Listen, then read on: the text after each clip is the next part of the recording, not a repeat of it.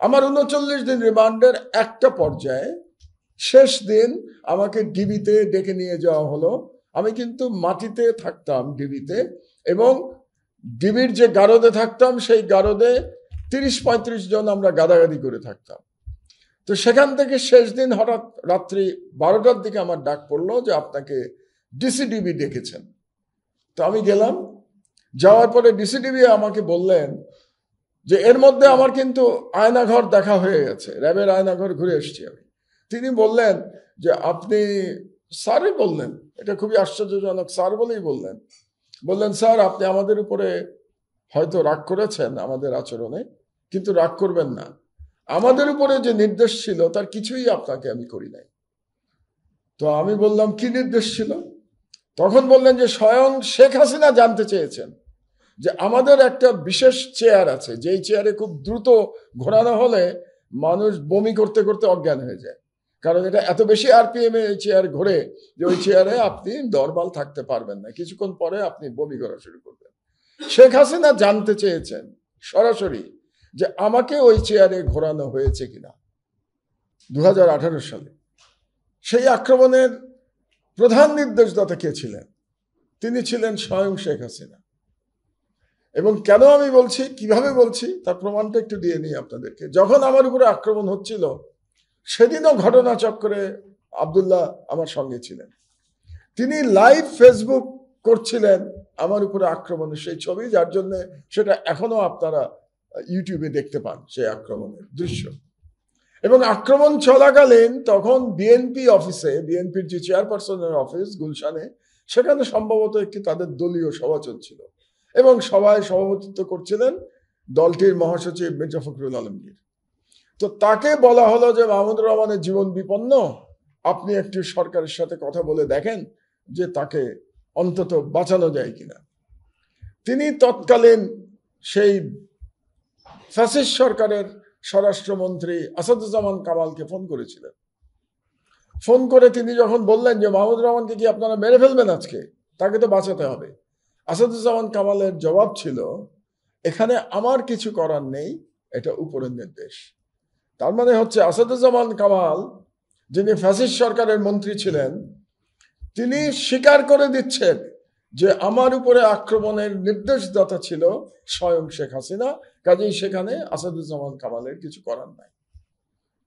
দ্বিতীয় আরেকটি অভিজ্ঞতার কথা বলি আপনাদের জানার জন্য, কারণ ফ্যাসিস্ট শেখ হাসিনার চেহারা চরিত্র জাতি বোঝা উচিত। আমার ধারণা জাতির সব অংশ এখনো বোঝে নাই, যে কারণে আমরা এখনো বক্তব্য দিতে গিয়ে শেখ হাসিনার আমলের সাথে অন্য আমলের তুলনা করি। আমরা বলি যে অন্য আমলেও মিডিয়ার প্রতি আক্রমণ হয়েছে। এটা যখন বলি আমরা, তখন ফ্যাসিস্ট শেখ হাসিনাকে এক ধরনের লেজিটিমেসি দেই আমরা। এটা আমাদের স্মরণে রাখা দরকার। শেখ হাসিনার আমলের সঙ্গে কোনো আমলের তুলনা চলে না। এ ব্যাপারেও যদি আজও আমরা বুঝে না থাকি, তাহলে আমাদের শিক্ষার এখনো অনেক বাকি আছে, যে আশঙ্কা আসাদ ভাই ব্যক্ত করেছেন। তো শেখ হাসিনার আর একটা ঘটনা বলে রাখি আপনাদের। গতকাল হাসনাত আবদুল্লাহর উপরে আক্রমণ হয়েছে। হাসনাত আবদুল্লাহ আমাদের এই বিপ্লবের নেতৃত্ব যারা দিয়েছে তরুণরা, তাদের মধ্যে একজন। এবং হাসনাত আবদুল্লাহর উপরে যেভাবে আক্রমণ গতকাল হয়েছে, সেই একই প্রকৃতির আক্রমণ আমার বিরুদ্ধে ২০১৮ সালে কুষ্টিয়ার আদালতে হয়েছিল। আমারটা আরো বড় আকারে হয়েছিল, সেটা আপনারা সবাই জানেন। আমি নিজের সম্পর্কে খুব বেশি কথা বলতে পছন্দ করি না, আমি ব্যক্তিগত বিষয় নিয়ে আলোচনা করি না বললেই চলে।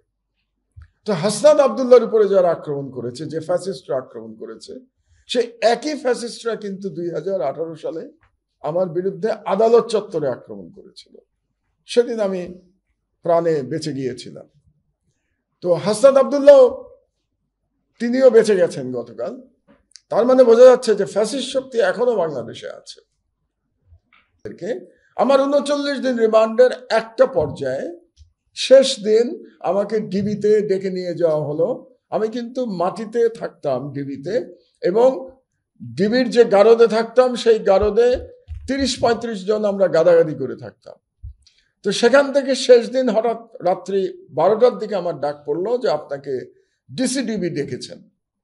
তো আমি গেলাম, যাওয়ার পরে ডিসিডিবি আমাকে বললেন যে এর মধ্যে আমার কিন্তু আয়নাঘর দেখা হয়ে গেছে, র্যাবের আয়নাঘর ঘুরে এসেছি আমি। তিনি বললেন যে আপনি, স্যারই বললেন, এটা খুবই আশ্চর্যজনক, স্যার বলেই বললেন স্যার আপনি আমাদের উপরে হয়তো রাগ করেছেন আমাদের আচরণে, কিন্তু রাগ করবেন না, আমাদের উপরে যে নির্দেশ ছিল তার কিছুই আপনাকে আমি করি নাই। তো আমি বললাম কি নির্দেশ ছিল? তখন বললেন যে স্বয়ং শেখ হাসিনা জানতে চেয়েছেন যে আমাদের একটা বিশেষ চেয়ার আছে, যেই চেয়ারে খুব দ্রুত ঘোরানো হলে মানুষ বমি করতে করতে অজ্ঞান হয়ে যায়, কারণ এটা এত বেশি আরপিএম এ চেয়ার ঘোরে যে ওই চেয়ারে আপনি নরমাল থাকতে পারবেন না, কিছুক্ষণ পরে আপনি বমি করা শুরু করবেন। শেখ হাসিনা জানতে চেয়েছেন সরাসরি যে আমাকে ওই চেয়ারে ঘোরানো হয়েছে কিনা। এই হচ্ছে শেখ হাসিনার চরিত্র। আমরা যদি শেখ হাসিনার চরিত্র সম্পর্কে এবং ওই সরকারের চরিত্র সম্পর্কে কোনো ভুল ধারণার মধ্যে থাকি, সেই ধারণা এখনো মিটে যাওয়া উচিত। তাহলে আমরা কি চাচ্ছি? আমরা চাচ্ছি যে বাংলাদেশে যাতে শেখ হাসিনা বা শেখ হাসিনার মতো ফ্যাসিবাদ আবার ফিরে না আসে। যে কথাটা আমার ছোট ভাই খলিলি খুব চমৎকার বলেছে, সে বলেছে যে ফ্যাসিবাদ এবং স্বাধীন গণমাধ্যম একসাথে চলতে পারে না। Absolutely correct. একই কথা আসাদ ভাই ওনার মতো করে বলেছেন যে আমরা কি কিছুই শিখলাম? জুলাই বিপ্লব কি ব্যর্থ হয়ে গেল? জুলাই বিপ্লব ব্যর্থ না হলেও বিপ্লব ব্যর্থ হয় না, কোনো বিপ্লব ব্যর্থ হয় না। আজকে যে 5ই মের কথা আমি বললাম, যেদিন 5ই মেতে হত্যাকাণ্ড চালানো হয়েছিল সেদিন মনে হয়েছিল যে 5ই মের বিপ্লব ব্যর্থ হয়ে গেছে। 5ই মের বিপ্লব যে ব্যর্থ হয় নাই 2013 সালে, সেটা প্রমাণ করেছে, মাহফুজরা প্রমাণ করেছে সেটা 2024 সালের 5ই আগস্ট তাদের বিপ্লব সফল করার মধ্যে দিয়ে, যে 5ই মের বিপ্লব ব্যর্থ হয় নাই, আপাত দৃষ্টিতে মনে হয়েছে ব্যর্থ হয়েছে। সুতরাং যে জুলাই বিপ্লবও কোনোদিন ব্যর্থ হবে না, কিন্তু জুলাই বিপ্লবের যে স্পিরিট সেটা নিশ্চয়ই দুর্বল হয়ে গেছে। যদি দুর্বল না হতো তাহলে কালকে হাসনাত আব্দুল্লাহ আক্রান্ত হতো না। হাসনাত আব্দুল্লাহকে আক্রমণ করার সাহস কি করে পায় ফ্যাসিস্টরা? ফ্যাসিস্ট পতিত শক্তি সাহস পাচ্ছে মানে আমাদের মধ্যে ঐক্যের অভাব ঘটেছে, একতা চলে গেছে এবং ফ্যাসিবাদ আবার মাথাচাড়া দিচ্ছে, যারা এতদিন লুকিয়েছিল এই 8-9 মাস ধরে। তাহলে বর্তমান সরকারের দুটি কাজ অবশ্যই করতে হবে। একটি কাজ করতে হবে, যারা এই ফ্যাসিবাদ কায়েম করেছিল, যারা ফ্যাসিস্ট এই হত্যাকাণ্ড, এই অত্যাচারের মধ্যে জড়িত ছিল, তাদের বিচার করতে হবে।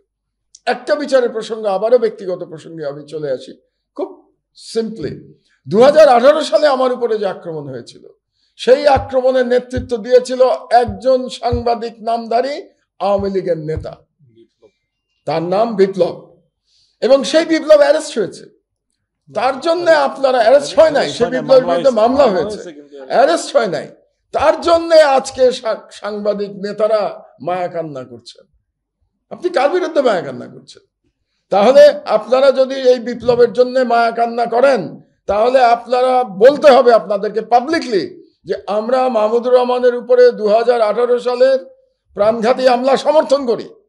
এটা বলে আপনাদেরকে বিপ্লবের জন্য সমবেদনা দেখাতে হবে। এটা না বলে আপনারা সমবেদনা দেখাতে পারবেন না। কাজে আপনাদেরকে বলতে হবে, যারা যেসব পত্রিকা আজকে বিপ্লবদের জন্য মায়া কান্না দেখাবে যে তাদের বিরুদ্ধে মামলা হচ্ছে, তাদেরকে গ্রেফতার করতে হচ্ছে, তাদেরকে বলতে হবে যে আপনারা ফ্যাসিস্টের সমর্থক। এটা যদি বলার নৈতিক সাহস আপনাদের থাকে, ওই সাহস নিয়ে আপনারা বক্তব্য দেবেন। আর এই সাহস না থাকলে আপনারা চুপ করে থাকবেন।